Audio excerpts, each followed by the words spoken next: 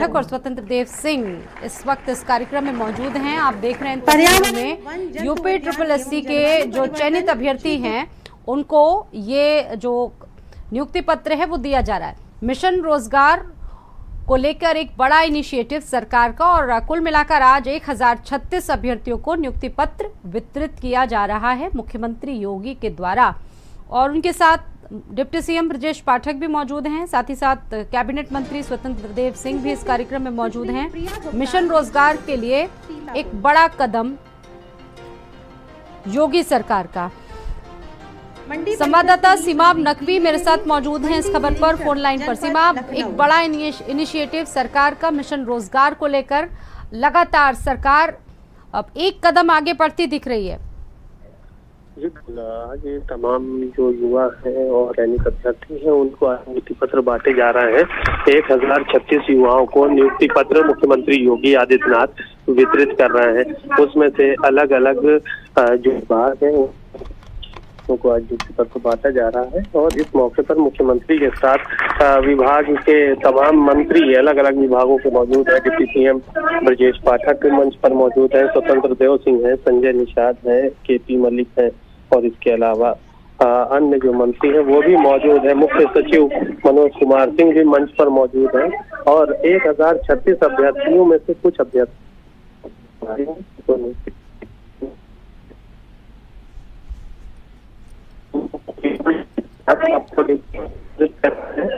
अपेक्षा की बात की जा रही है।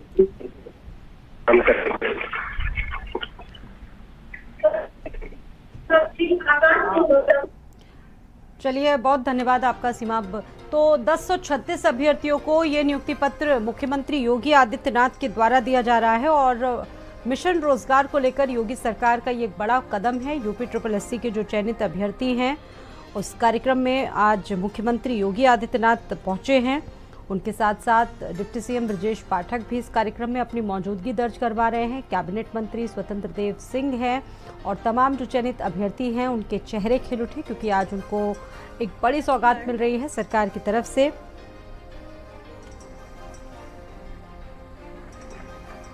पर्यटन विभाग में श्री आकाश सिंह गौतम, सहायक सांख्यिकी अधिकारी, जनपद बस्ती।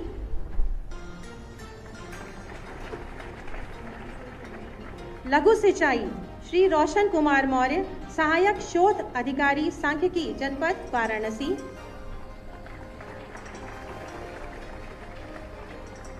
और संस्थागत वित्त श्री अनादि उपाध्याय, सहायक शोध अधिकारी सांख्यिकी, जनपद प्रयागराज।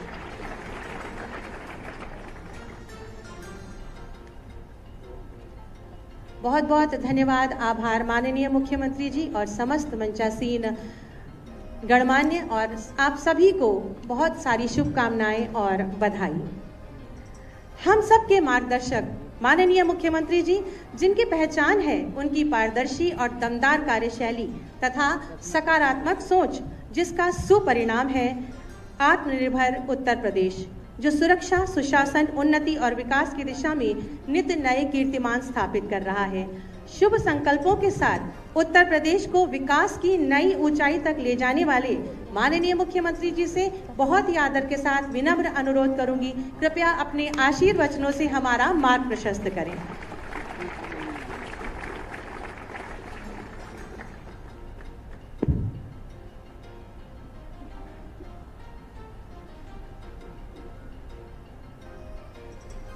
उत्तर प्रदेश अधीनस्थ सेवा चयन आयोग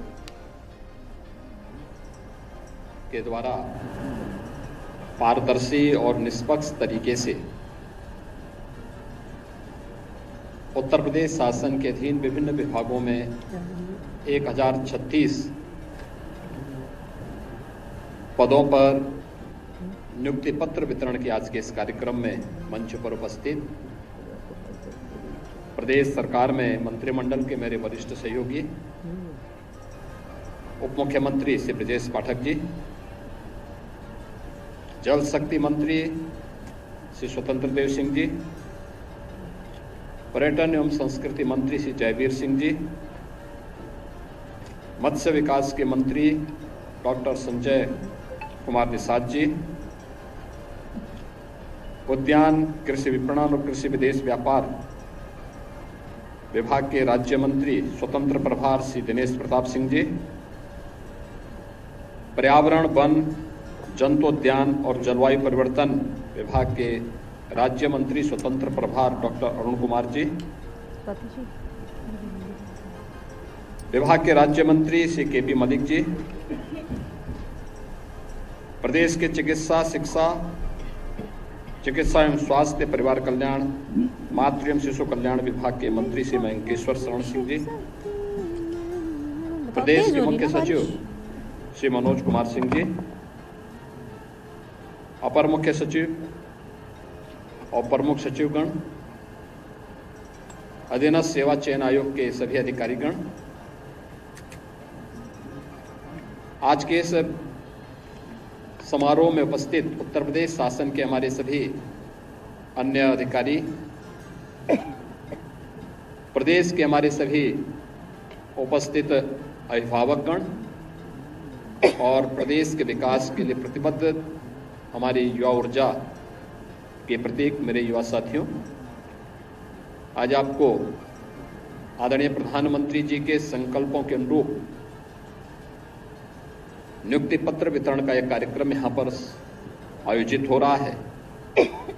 मैं सबसे पहले इस पारदर्शी और निष्पक्ष चयन की प्रक्रिया के लिए अधीनस्थ सेवा चयन आयोग के अधिकारियों को हृदय से धन्यवाद देते हुए आपके चयन के लिए आपको और आपके अभिभावक को हृदय से बधाई देता हूं, अपनी शुभकामनाएं देता हूं।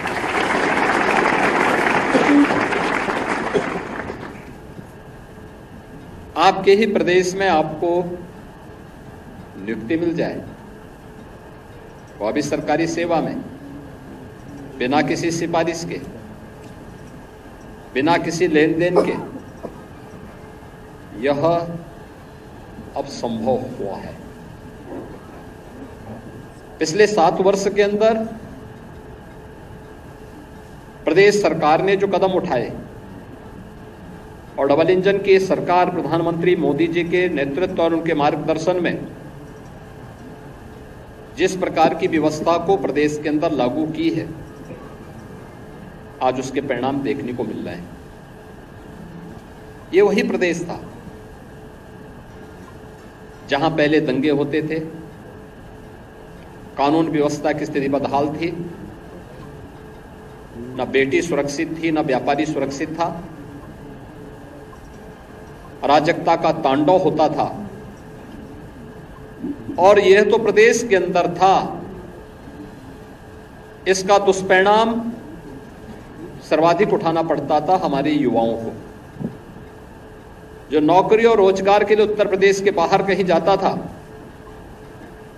तो उसके सामने पहचान का संकट खड़ा होता था। पहचान का यह संकट खड़ा करने वाले वही लोग हैं जो आज विभिन्न नाम और रूपों के साथ फिर से, यानी कारनामे वही हैं लेकिन हुलिया बदल करके फिर से आपके सामने बहकाने के लिए आए हैं। मैं देख रहा था जब बालिका को मैं नियुक्ति पत्र दे रहा था तो उस बालिका के मुंह से निकला कि खटाखट ये है जो आज हमें नियुक्ति पत्र प्राप्त हो रहा है, वो नहीं जो अप्रैल मई के अंदर सुनने को मिल रहा था। अप्रैल और मई के अंदर भी आपने सुना होगा खटाखट क्या होता है। और उस समय 1-1 लाख रुपए के बॉन्ड पत्र भराए गए थे। 1 लाख रुपया है, 9 से मिलने वाला 8,500 रुपया है। और खटाखट वाले भी अपने पिकनिक मनाने के लिए फिर निकल चुके हैं देश के अंदर। उनका कहीं अता पता नहीं है, होगा भी नहीं। ये लोग आएंगे फिर वही, जब मौसम आएगा तो फिर अपने मौसम के अनुसार फिर समाज को विभाजित करने के लिए, अराजकता फैलाने के लिए, धोखे से लॉटरी अगर कभी लग गई तो फिर प्रदेश को नोचने के लिए। आज मैं कह सकता हूं उत्तर प्रदेश के सामने पहचान का संकट नहीं है, कोई पहचान का संकट नहीं है। उत्तर प्रदेश की टीम ने जो कार्य किया है और डबल इंजन सरकार का जो लाभ उत्तर प्रदेश को प्राप्त हुआ है, आज उसका परिणाम है कि उत्तर प्रदेश जो 2017 तक देश की 6ठी-7वीं अर्थव्यवस्था थी, आज नंबर 2 की अर्थव्यवस्था बन चुकी है और देश के किसी भी राज्य की तुलना में सबसे अच्छी आर्थिक प्रगति करने वाला, इकोनॉमिक ग्रोथ के रूप में सबसे अच्छी ग्रोथ के रूप में जो राज्य आज के दिन पे आगे बढ़ रहा है वो उत्तर प्रदेश है। प्रधानमंत्री मोदी जी के संकल्पों को आगे बढ़ाने के लिए प्रतिबद्ध दिखाई देता हुआ उत्तर प्रदेश है। युवाओं के लिए, किसानों के लिए, महिलाओं के लिए, गरीबों के लिए योजनाओं को प्रभावी ढंग से जमीनी धरातल पर उतारने के लिए किए जाने वाले रिफॉर्म में अग्रणी उत्तर प्रदेश है। और उत्तर प्रदेश के युवा के सामने, उत्तर प्रदेश के नागरिकों के सामने आज के दिन पे कोई पहचान का संकट भी नहीं है। आज तो आप देश के अंदर कहीं जाएंगे तो कहीं भी जाते हैं तो आपके सामने अब पहचान का संकट नहीं होता। लोग आपको शक की निगाहों से नहीं देखते, बल्कि 7 वर्ष में ये तस्वीर बदली जा सकती है। कुछ ही वर्षों में हम लोगों ने तस्वीर को बदला है। आज आप कहीं जाएंगे, उत्तर प्रदेश का नाम लेंगे तो लोग आज सम्मान की निगाह से देखते हैं, सम्मान देते हैं, और ये सम्मान आसानी से नहीं मिला। इसके लिए प्रयास करने पड़े। उत्तर प्रदेश शासन और प्रशासन की टीम को, उत्तर प्रदेश की जनता जनार्दन के साथ मिलकर के, और मैं धन्यवाद दूंगा उत्तर प्रदेश की जनता को कि उन्होंने विश्वास करके बराबर अपना आशीर्वाद दिया, और उसका परिणाम क्या रहा कि हम लोग कठोर से कठोर निर्णय भी लेते रहे। जनता का समर्थन था, सहयोग था, क्योंकि हमें उत्तर प्रदेश की पहचान को बनाना था। और उस पहचान को आज जिस स्तर पर हम उठा करके लेके गए हैं, आज उसी का परिणाम है कि देश के अंदर आपको सम्मान मिलता है। कहीं आप जाएंगे लोग अच्छी निगाहों से देखते हैं। लेकिन इससे क्या पहले 17 के पहले क्या स्थिति थी? नहीं थी। 17 के पहले आप कहीं जाते थे, लोगों को पहले संदेह होता था। और हम लोगों ने देखा बहुत सारे जनपद ऐसे हैं जिन जनपदों में लोगों को, वहां का नौजवान अगर जाता था या वहां का कोई व्यक्ति बाहर जाता था तो धर्मशाला की बात तो दूर, होटल में पैसा लेकर के भी उसको कमरा नहीं मिलता था। ये स्थिति थी। किसी नौकरी के लिए, कहीं रोजगार के लिए, कहीं कोई व्यवसाय करने के लिए जाता था, लोग उसको तवज्जो नहीं देते थे, भगा देते थे। आज हम इससे उभरे हैं। आज लोग सम्मान की निगाहों से देखते हैं। देश और दुनिया के अंदर उत्तर प्रदेश का यूथ कहीं जाता, हमारा युवा कहीं जाता है, उत्तर प्रदेश का नागरिक कहीं जाता है, तो उत्तर प्रदेश का नाम बोलने पर उसके चेहरे पर एक चमक दिखाई देती है कि अच्छा, उत्तर प्रदेश से आए हैं। इस पहचान के लिए किए गए प्रयास का परिणाम है कि पारदर्शी तरीके से चयन की प्रक्रिया के साथ आज आपको जोड़ा गया है और ये नियुक्ति पत्र आपको प्राप्त हुआ है। 1036 युवाओं को आज विभिन्न विभागों की जो नियुक्ति पत्र उपलब्ध कराए गए हैं, इसमें चिकित्सा, स्वास्थ्य और परिवार कल्याण विभाग की ओर से जो सहायक शोध अधिकारी के रूप में सांख्यिकी के 533 पद ऐसे हैं जिन पर उनको नियुक्ति पत्र उपलब्ध कराया जा रहा है। लघु सिंचाई विभाग, संस्थागत वित्त के साथ ही नियोजन विभाग के लगभग 193 जगहों पर आवास, मत्स्य, पर्यटन, सहकारिता और कृषि विपणन आदि सबको मिला दिया जाए तो लगभग कुल 228 पदों पर और वन विभाग के 37 पदों पर आज नियुक्ति पत्र वितरण की कार्रवाई यहां पर एक साथ संपन्न की जा रही है। ये चीजें दिखती हैं। जितने भी 1036 युवाओं को ये नियुक्ति पत्र वितरित हुए हैं, शासन की मंशा, आरक्षण के नियमों का पालन करते हुए ये नियुक्ति पत्र उन्हें वितरित किए जा रहे हैं। और इन युवाओं ने अपनी मेहनत से कार्य किया है, उसका परिणाम इनके सामने है।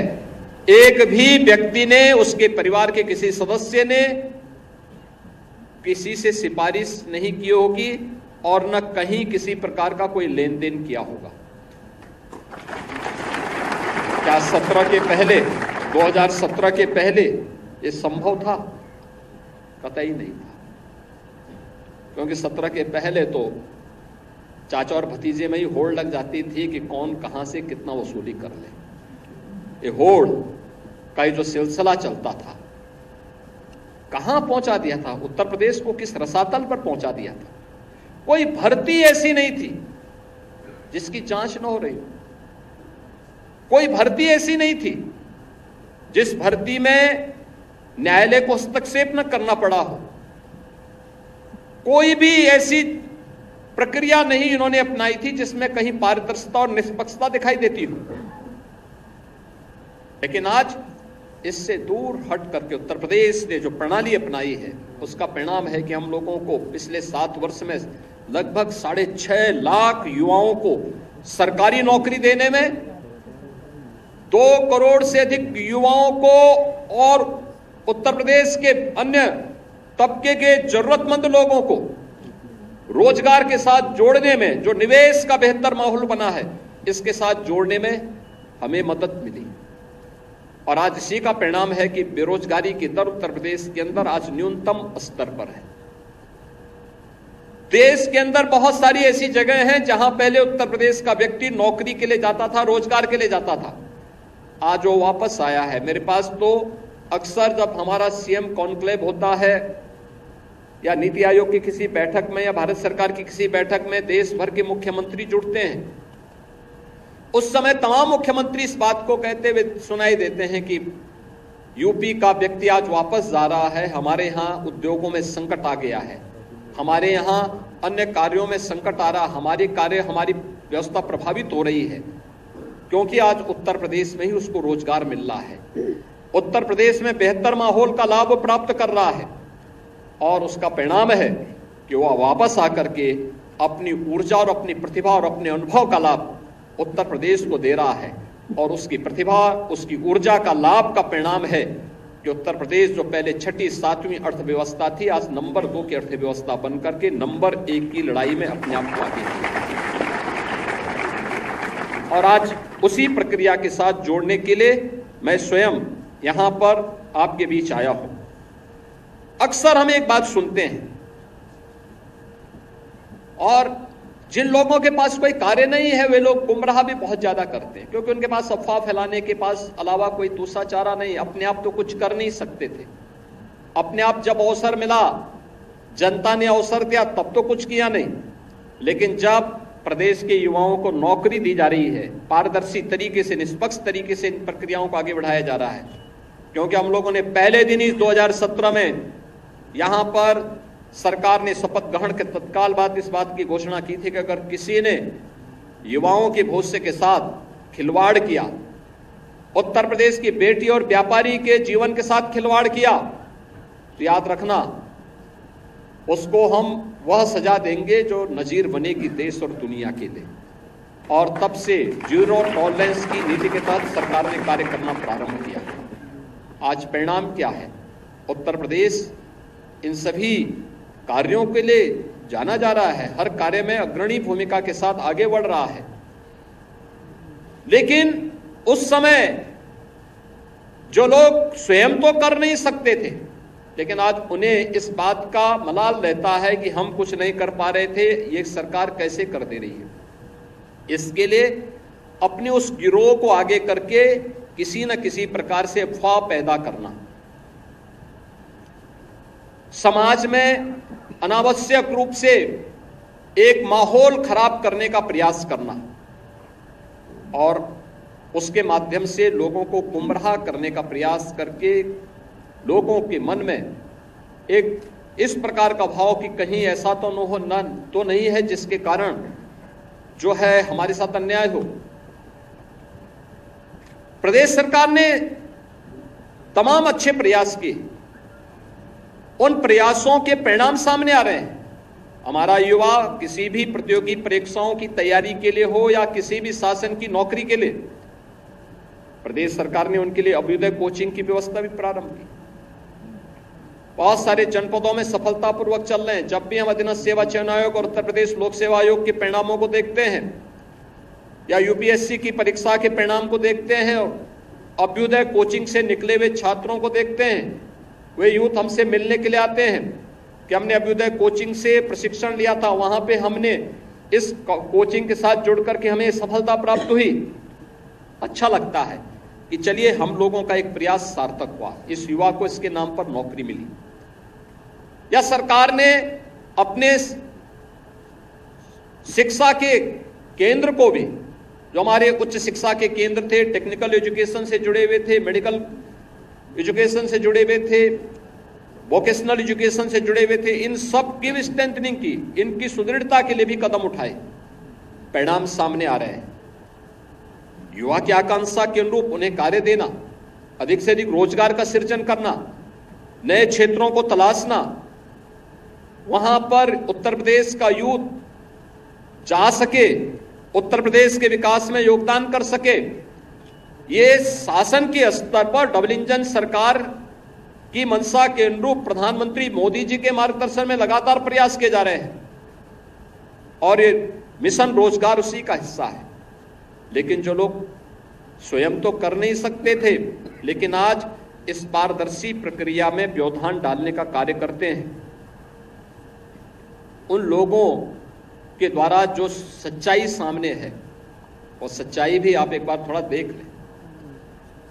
उत्तर प्रदेश में 2012 से 17 के बीच में अधीनस्थ सेवा चयन उत्तर प्रदेश लोक सेवा आयोग के द्वारा जो चयन हुए थे, कुल 26,394 पदों पर कुल नियुक्ति की प्रक्रिया संपन्न हुई थी, जो कि इसमें से तमाम मामले अभी भी सीबीआई के जांच के दायरे में हैं।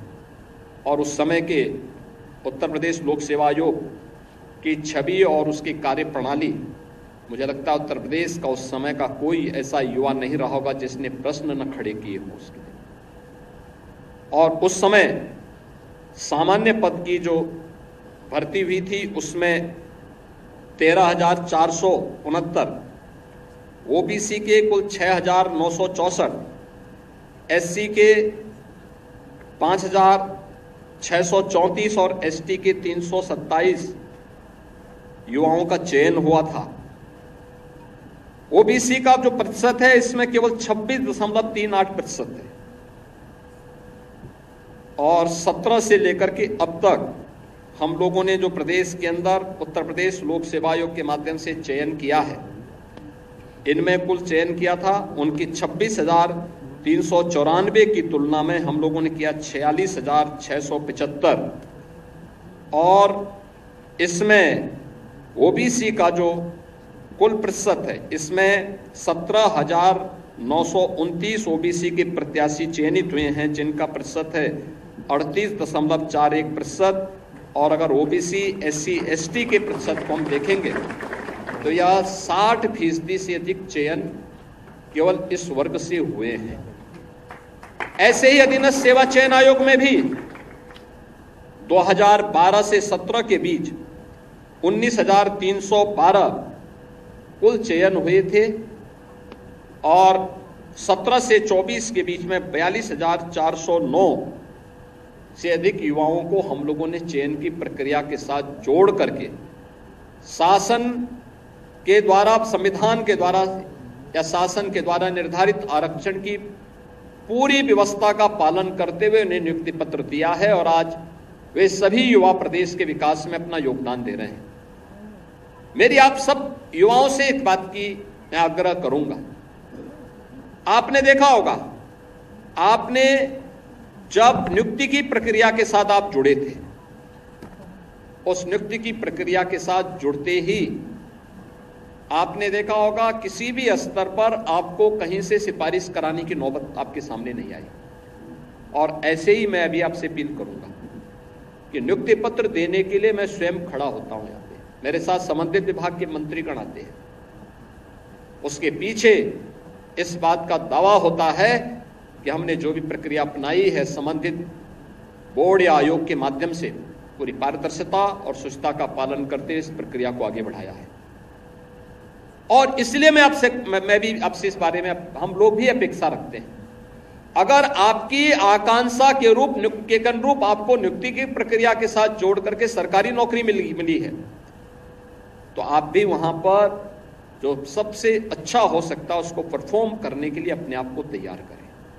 क्योंकि अगर प्रदेश विकास करेगा, उत्तर प्रदेश विकास करेगा, विकास के नए नए सोपान को छुएगा, तो इस विकास का सीधा लाभ देश को प्राप्त होगा। और अगर प्रधानमंत्री मोदी जी की मंशा के अनुरूप 2047 तक भारत को एक विकसित भारत के रूप में स्थापित करना है, तो हमें इसके लिए इसकी शुरुआत उत्तर प्रदेश में करनी होगी। और उत्तर प्रदेश के लिए सभी 25 करोड़ लोगों को इस संकल्प के साथ, प्रतिबद्धता के साथ जोड़ना पड़ेगा। ये प्रतिबद्धता के लिए जोड़ने के लिए मैं आपसे कहूंगा कि हम सरकारी नौकरी प्राप्त करने के बाद ये न माने कि साहब अब तो हमारी जिम्मेदारी समाप्त। हमारे मन में एक ललक होनी चाहिए और भी अच्छा करने की, अपने स्तर पर विभाग की छवि को और बेहतर करने की। जैसे ये 533 लोग केवल चिकित्सा स्वास्थ्य विभाग में ही सांख्यिकी के पद के रूप में इनका चयन वहां पे हुआ है। अब इतनी बड़ी तैनाती स्वास्थ्य विभाग में, अकेले स्वास्थ्य विभाग में हो रही है, तो सांख्यिकी शोध अधिकारी के रूप में अक्सर होता है। मैं 2019 में अचानक मुझे एक बार स्वास्थ्य विभाग के आंकड़ों को देखने का और नेशनल हेल्थ सर्वे की रिपोर्ट को देख करके मैं देख रहा था कि भाई हमारे यहाँ तो बेहतर रिजल्ट है, लेकिन हमारे यहाँ नेशनल हेल्थ सर्वे में हमारी रिपोर्ट को बहुत गलत तरीके से प्रस्तुत किया गया। हमने इसमें क्वेरीज की, भाई आखिर क्यों, ऐसा क्यों है? तो जानकारी मिली कि साहब यहां से हम लोग डाटा अपलोड ही नहीं करते। डाटा का कलेक्शन करना, सही तथ्यों को फिर यहां से अपलोड कर देना। जब हम लोग फील्ड से इन चीजों को करेंगे और हमारा उनके साथ एक संवाद होगा, तो उत्तर प्रदेश ने स्वास्थ्य के क्षेत्र में जो कुछ किया है या किसी भी क्षेत्र में, मैं नियोजन विभाग के साथ ही देखता हूं, मुझे बड़ी माथापच्ची करनी पड़ती है और इस बात को लेकर करनी पड़ती है कि भाई मुझे बताओ कि भाई ये कैसे है, प्रोग्रेस हमारी क्या है हर एक स्तर पर। और बहुत सारे विभाग ऐसे होते हैं जो आज भी डाटा कैप्चर नहीं कर पाते।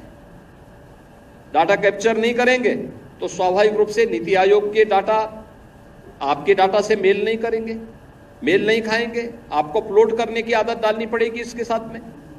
और इसलिए मैं आपसे कहूंगा कि हम अपने आप को अपडेट रखें।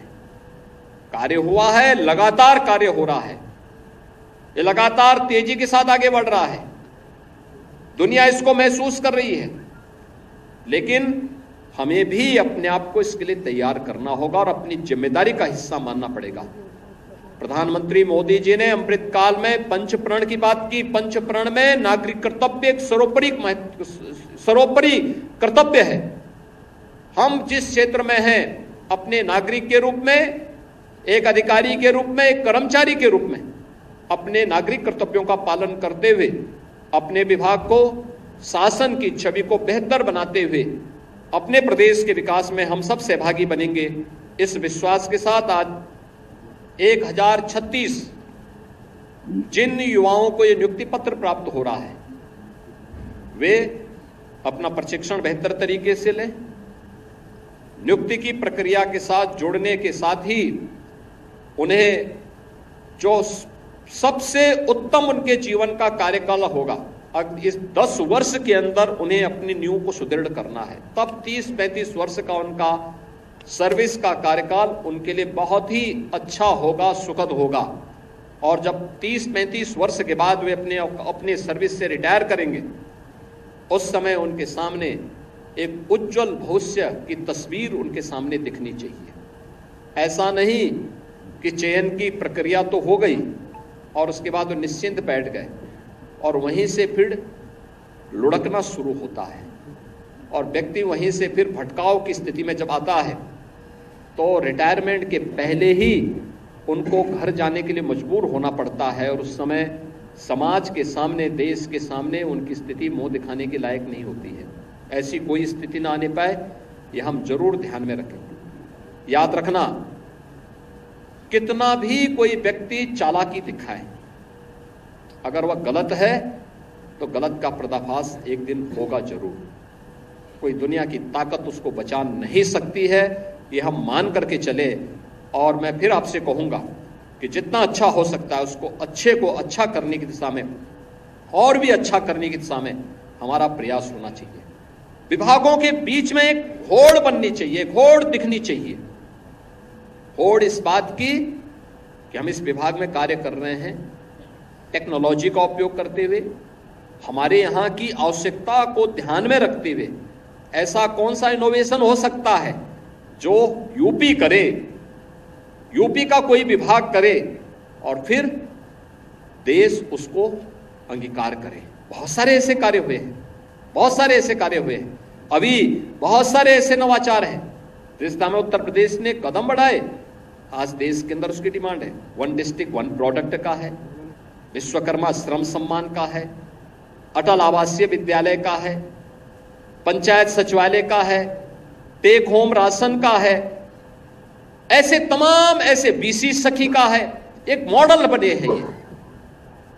ये नवाचार यूपी से प्रारंभ हुआ, आज देश उसको अंगीकार कर रहा है।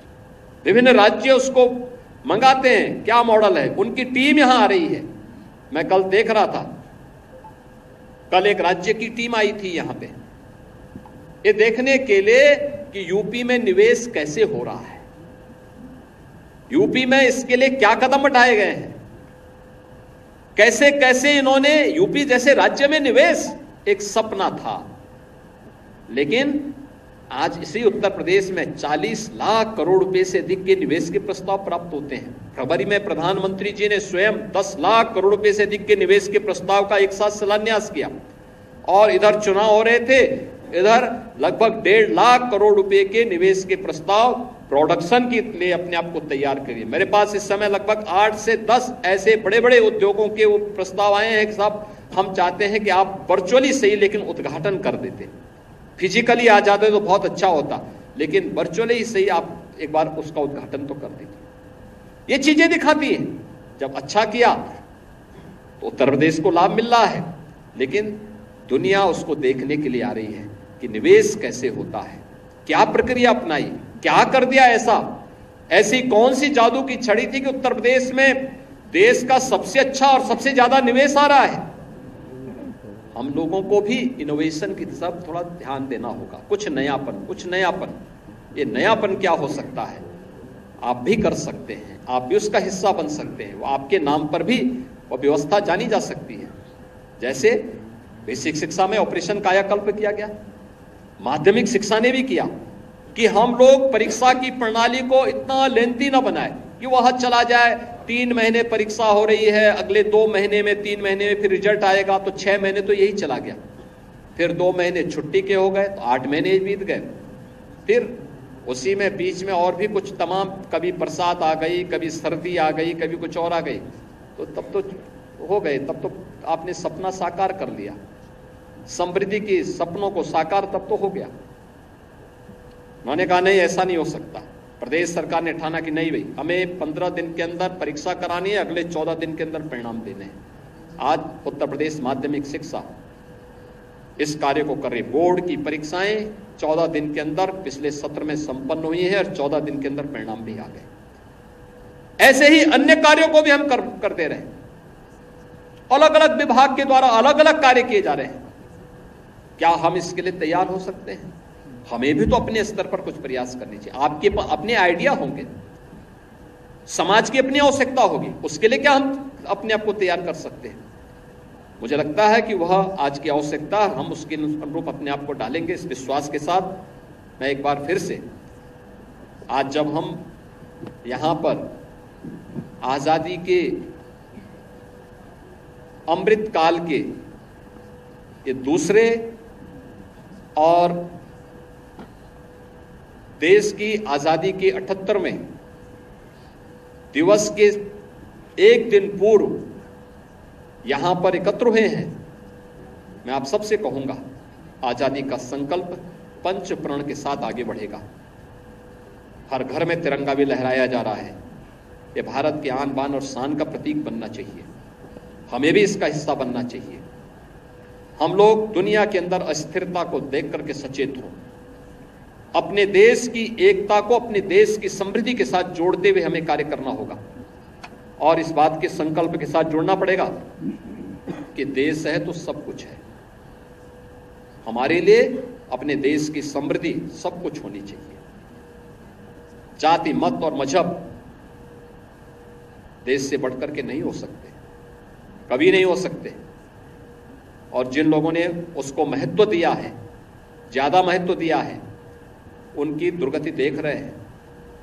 उस दुर्गति की दिशा में जो लोग अस्थिरता पैदा करना चाहते हैं, कतई हम उस दुर्गति की दिशा में लोगों की साजिश को सफल न होने दें।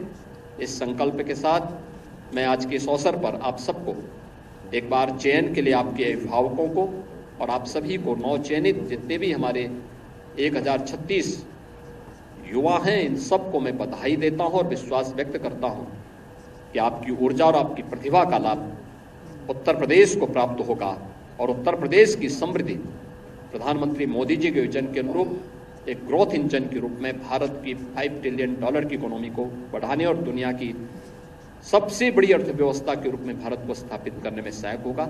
आप सबके प्रति मेरी शुभकामनाएं। धन्यवाद। जय हिंद।